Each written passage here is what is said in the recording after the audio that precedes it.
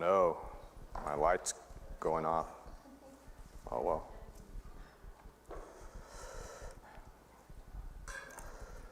Happy Mother's Day once again. I have in my household the smallest closet. And it's actually not really a closet, it's more like a broom closet size. But I dare to say it is the most organized closet in the entire house. Mostly because I get rid of stuff. I try to be somewhat of a minimalist. And with clothes, I have this criteria where if I don't wear something within a calendar year, then I get rid of it. Well, it never falls into that criteria. I wear it once a year, every year. So here it is. It will go into the bottom of the pile in 360 somewhat days. From today, I will wear it again. Here we are, taking a break from Ezra. Mother's Day, as you would expect, we would do something a little bit different. I would like to share a passage from Exodus with you. So please turn your Bibles to Exodus chapter 2. This is a very well-known story in the Bible. As you would expect, it involves Moses, his beginnings, if you will. We will cover the first 10 verses of Exodus chapter 2, but I would like to back up a little bit just to see what went on leading up to Moses' story.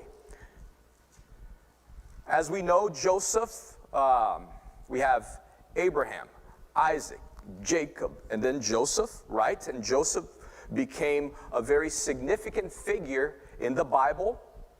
He's the kid that got sold as a slave due to his brother's cunningness, and then eventually arose to a position of power, of influence. He messed around with his brethren a little bit before finally forgiving them, but also he was in a position to help his family and, the community at large, because there was a great famine, and part of Joseph's abilities was to organize. So he hoarded, a lot of resources and food because he knew that it would come in handy, and it did come in handy during this time of famine. So many people were saved, including Joseph's family, immediate family, that is. If you fast forward after the time of Joseph, so at a point in time, he was already in Egypt, but then the whole family went to Egypt, and then again, that generation perished. And the Bible tells us, specifically in Exodus chapter 1, that a pharaoh, a king, came to power that wasn't really concerned about Joseph's story, didn't really care, didn't really know everything that he did. But he saw that the Hebrews were strong, that they were numerous. They were subjugated. They were a lesser caste because they were not Egyptians per se. So this Pharaoh, he was concerned that eventually the Hebrews would be so numerous and so strong that they would side with Egypt's enemies and overthrow the Egyptian hierarchy and government. So he started to make them laborers and work them hard, and that didn't work. They still were breeding like bunnies. And then he went as far as to talk to the nurses and the ladies that aided women in childbirth, to whenever they went to a Hebrew woman in that process of labor, that they would kill the child if it was a male Hebrew child. The ladies, thank God, did not listen to him, and then he even went back and said, hey, what is going on here? You had clear instructions. And then the ladies made up a story saying that the Hebrew women were so strong that by the time they got there, they had already done the labor themselves and were walking around and not needing much help, so they could never get there in time. the Pharaoh got so upset that none of the things that he was trying to do to decrease the population of Hebrews worked, that he made a decree. And now things were getting serious, because now there was literally a law that stated that if a Hebrew baby boy was, again, born, that he would be killed by being thrown into the Nile. And this is where we pick up the story of Moses. So let's go ahead and read now from Exodus chapter 2, the first 10 verses. And it says here, "And a man of the house of Levi went and took as wife a daughter of Levi. So the woman conceived and bore a son. And when she saw that he was a beautiful child, she hid him 3 months. But when she could no longer hide him, she took an ark of bulrushes for him, daubed it with asphalt and pitch, put the child in it, and laid it in the reeds by the river's bank. And his sister stood afar off to know what would be done to him. Then the daughter of Pharaoh came down to bathe at the river, and her maidens walked along the riverside. And when she saw the ark among the reeds, she sent her maid to get it." Verse 6. "And when she opened it, she saw the child, and behold, the baby wept. So she had compassion on him and said, 'This is one of the Hebrew children.'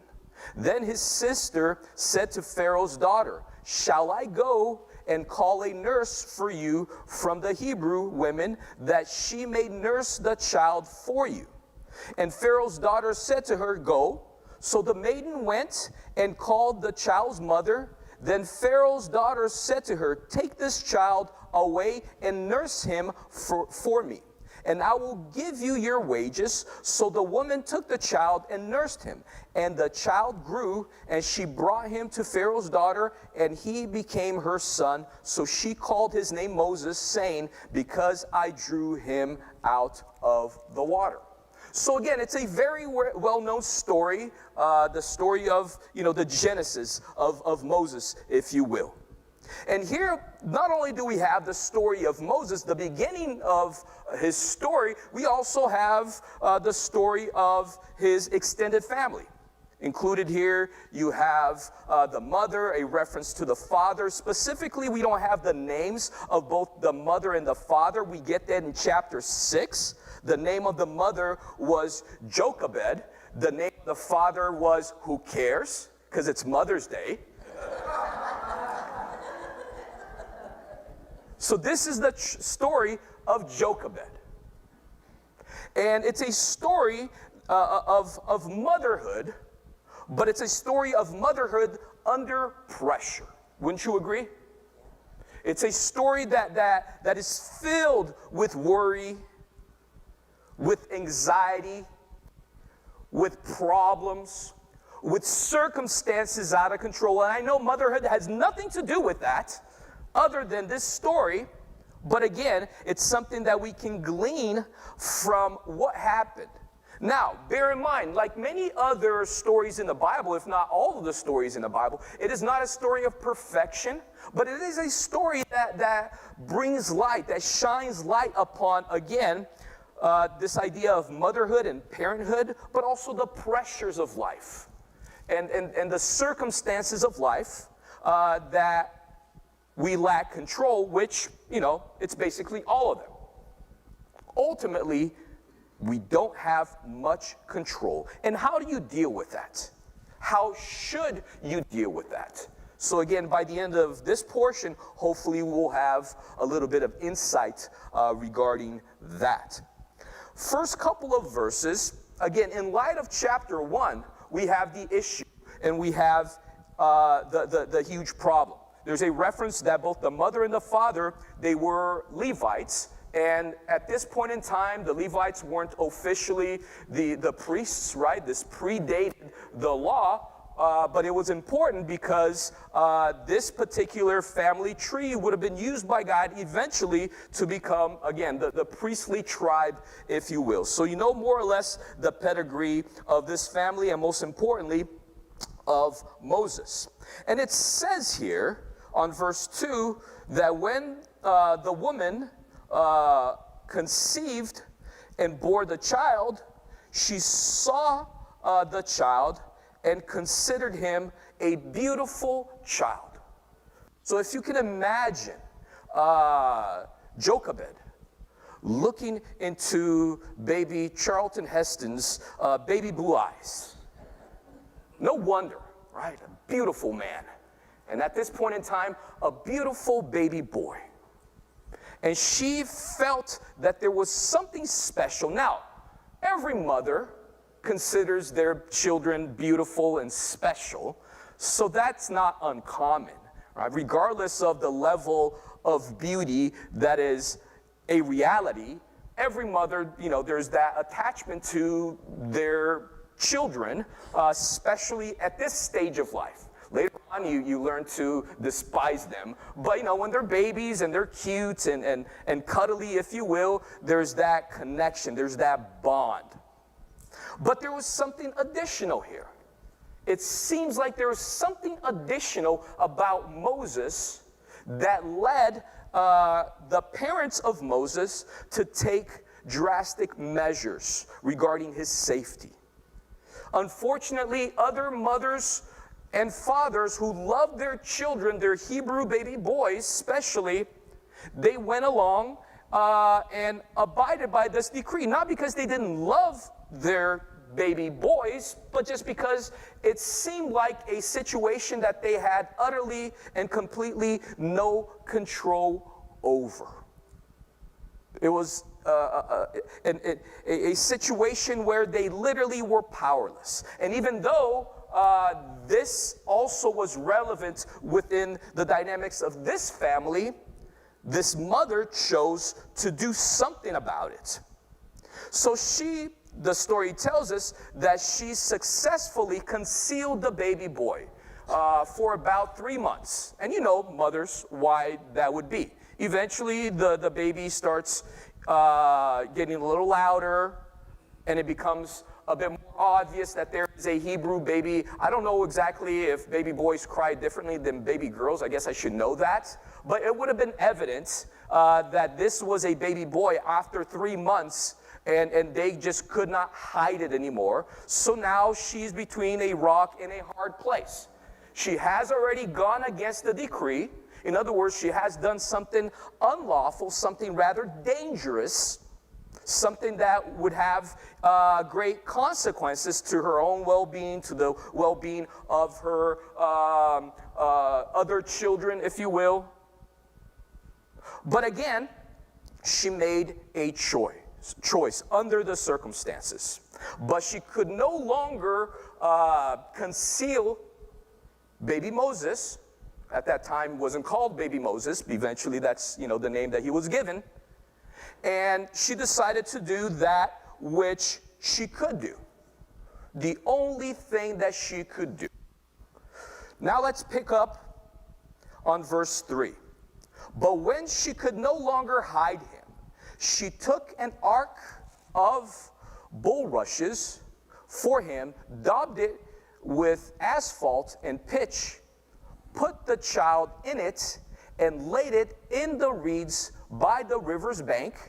And his sister stood afar to know what would be done to him. So basically there was this decree, the law. And literally it stated that the baby Hebrew boys needed to be thrown into the Nile River. Now, she kept her baby boy, for 3 months. No longer could she conceal it. So now she was kind of abiding by the law, but obviously a little late. So she makes, and depending on the version of the Bible that you have, you might have the word basket there, but it's actually technically ark, and it's the same term that it's used to describe Noah's ark. the bigger ark, the more famous ark. So she made, again, this little basket out of reeds, tall grass, and she weaved it, and then she plastered in some stuff that would make it watertight, covered the boy up, and sent him on his way. And her daughter, Moses' older sister, went to kind of figure out what would occur. We don't know for sure what their plans were. We don't know what they wished would happen. All we know is that there was somewhat of a plan, but it was very limited pertaining to what they could actually do. Literally, the only thing that the mother could do was to build this little ark, to build this little basket so that the baby boy would not drown immediately, and just kind of let go of him and send him on his way. And the daughter would, I don't know if this was agreed upon, or she decided herself to do it, went along the margin of the river to figure out what ultimately would happen with this floating, beautiful baby Charlton Heston boy. So now we have what she did. Now we have what she had control over. Now we have the attempts that she was able to make, the best that she could do. But again, you would agree that within this context, knowing the decree of the Pharaoh or the king, what she could do was very limited. She took it upon herself to do something, but ultimately, the greater portion of this problem, this issue, the circumstances, were totally out of her control. And again, we don't know exactly what the plan was, but we know for sure that they did not have control over the outcome. Now we pick up on verse 5 and verse 6. And once we are here in this portion of the story, we see God working in the background. These were Hebrews. They worshiped the God of Israel. They knew who he was and what he could do, but very much they were still in a situation that was less than ideal, was undesirable. They were suffering both as a family, but also as a people. And again, they still believed in God, but oftentimes, especially in this period of history, God was working, but more in the background of history. Very active, very aware, had his plans, but the people didn't know exactly how, or even when, or if God would intervene in history. Again, many other baby Hebrew boys perished during this point in time. Verse 5. When the daughter of Pharaoh came down to bathe at the river, her maidens walked along the riverside, and when she saw the ark among the reeds, she sent her maid to get it. And when she opened it, she saw the child, and behold, the baby wept. So she had compassion on him and said, "This is one of the Hebrew children." Just so happened, by chance, that the princess, the daughter of Pharaoh, bathed in that particular portion of the Nile River. And as the baby boy was floating downstream, one would imagine, she caught eye on that vessel. She noticed that little ark, if you will. Probably, maybe even overheard something going on in there. And then went to investigate, sent her, servants to investigate. As soon as they brought the baby boy, who was again encapsulated in this ark or basket of sorts, he starts to cry. But it's very likely a particular type of cry. a cry that melts a mother or a potential mother's heart. By chance. Purely by chance. We don't know much of the background into Pharaoh's daughter. Tradition states, and this is purely story and it's speculation, it doesn't mean that it's false, but we don't know for sure, but tradition tells us that she was barren. In other words, she could not have children, so this was kind of weaving into her personal story. But fact of the matter is, she knew her father's will. And in this particular time in history, she chose to disobey her father. Why? Because she had compassion upon this baby boy. She knew in some way that he was a Hebrew child. Physically speaking, it was obvious, it was evident that this was a baby Hebrew boy. Yet she had compassion and chose to essentially save him. And now, again, we see how God is working in the background. Some people will claim that this is totally by chance. I don't think anyone expects this to be this meticulous plan that they had, that would, everything would occur as it occurred. It was basically, a last resort. They could do some things, but the majority of what needed to happen, it was totally out of their control. But now as the story is progressing, you see how God is working in the background. Baby boy's floating. Daughter of Pharaoh is right there at the right time.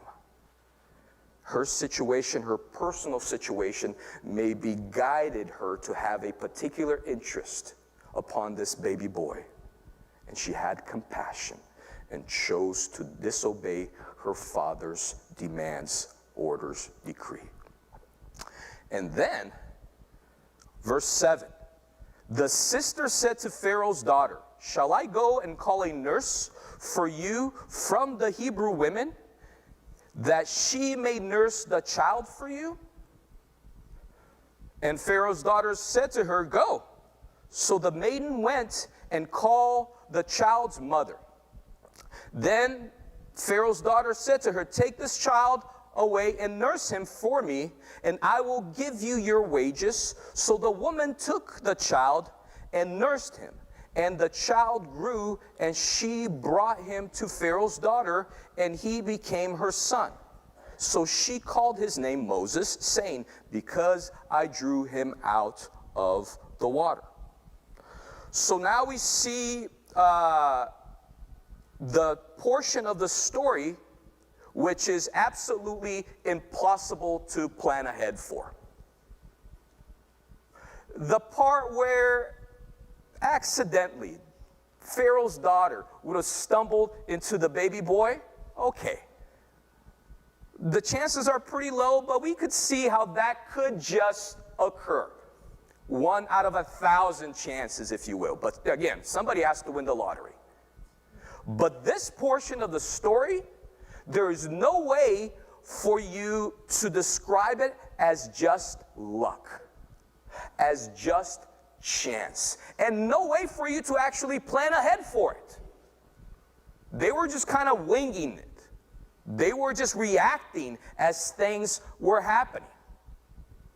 And Moses' sister sort of took advantage of the situation. She saw what had occurred, and being a woman, thinking on her feet, knew exactly what to say.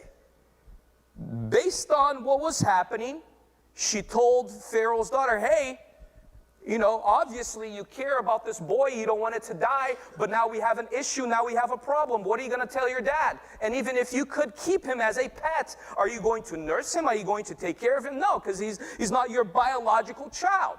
Guess what? I have an idea. Why don't we do this? And I think, just winging it, what if I find someone, one of these Hebrew women, and she can nurse the child? She can care for the child until he is weaned. Not wind, weaned. off of a mother's milk, and then she can bring him back to you. We don't know exactly the time frame, somewhere between 3 to 4 years, more or less. That's, how usually people estimate the time period that Moses was able to stay with his biological mother, but it was enough time for him to be introduced into the Hebrew culture, into the faith of his parents and his people, into the dynamics of history that led his people to be at that particular place in this particular time in history. So he was very much educated into who he was as a Hebrew boy. But then there came a time for his biological mother to fulfill the agreement. So after 3 to 4, maybe even 5 years, she went and gave the boy to now his adopted mother. And we know based on the story that now Moses was educated into this Egyptian court. Someone who had resources. Someone who was able to again, be prepared as an elite in society. And we know based on the story, if we fast forward into history, how important this was. Moses was both connected to his heritage, which was part of, the process that he had to go through, but also he was very much capable, able to interact with high-ranking officials in the empire of Egypt, interacting with, nobility, pharaoh, if you will. So he had both of these things going on for himself, not by chance, but because God had planned it that way.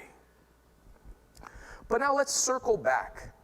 And again, Mother's Day, we're talking about Jochebed, and we're talking about motherhood under pressure. And, circumstances are different. They vary. Everybody has challenges. Everybody has worries. Everyone deals with problems, especially when we talk about parenthood, but in general in life. And here, once again, we have an example of that, a very intense and vividly portrayed example. But again, these are principles that we all face to a degree. And we see how these issues were dealt with, especially pertaining to, again, the raising of children, but could apply to any other circumstances. We know that God works. Oftentimes, God is working in the background in the sense that we don't know for sure what he's doing, when he's going to do it, how he's going to do it. All we know is that he is working. We can't perceive it always. We don't know exactly, but we know that he is working. And we see the dynamics of God's will being displayed in this story. Because again, God, Almighty God, who is sovereign, is intervening in history. How? He's utilizing the actions of this mother who did all that she could. What could she do? Make a little miniature ark and make sure her baby boy wouldn't drown immediately. And that's all that she could do. Could she do something? Yes. Did she do everything that she could do? Most certainly. Was that enough? No. If the end of the story was dictated upon her actions as the sole or the only variable of the eventual success of the story, Moses would have died. So then we have the other variable, the most important variable, where God is literally acting in that part of the equation where we have no control over. We may have plans, hopes and dreams, but that's neither here nor there if you compare it to God's plans and his will. And God is working. God is, again, utilizing people's actions, but also working in circumstances and doing things that we have complete and utter, that we lack control, that we lack agency, that we lack a say. Ultimately, this story can be summarized as such. And here, it can be a encouragement for mothers or parents or in other aspects of life. While we are responsible for the basket, God is responsible for the current. Do what you can, the best that you can. Oftentimes, it's not going to be enough. It's not. Do the best that you can with the little basket. But also understand that God is in control. He's in control of the current. He's in control of people's hearts. He's in control of people's compassions. He's in control of things that you cannot even imagine that will happen or is happening.